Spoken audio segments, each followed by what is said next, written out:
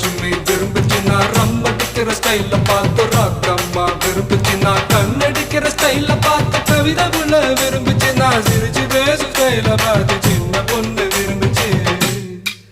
போட்டு நான் யாரையும் விரும்பல, எனக்கு யாரையும் பிடிக்கல.